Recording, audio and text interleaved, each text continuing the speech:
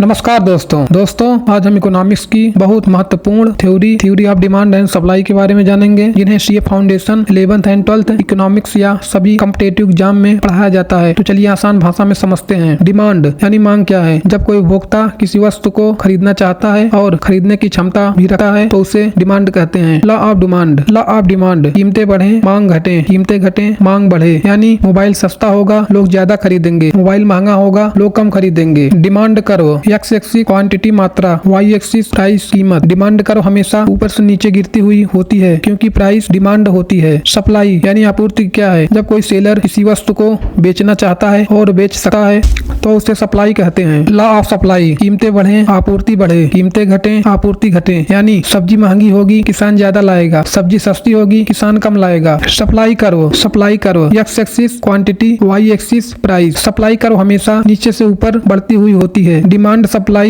And supply का मिलना equilibrium. जब डिमांड सप्लाई हो जाए तो कीमत और मात्रा स्थिर हो जाती है, इसे कहते हैं इक्विलिब्रियम प्राइस। और इक्विलिब्रियम प्राइस सिंपल एग्जांपल, मान लीजिए एप्पल की प्राइस 100 रुपए हो, demand 50 kg, supply 50 kg। Demand supply सही कीमत सही मात्रा, यही है मार्केट बैलेंस। समरी, डिमांड खरीदने की इच्छा, law of demand, price demand supply बेचने की क्षमता, law of demand price supply. Demand and supply मिलने से इक्विलिब्रियम तय होता है। दोस्तों अगर आपको theory of demand and supply समझ आ गई हो तो वीडियो को लाइक करें, चैनल को सब्सक्राइब करें और कमेंट में लिखिए नेक्स्ट टॉपिक कौन सा चाहिए। धन्यवाद।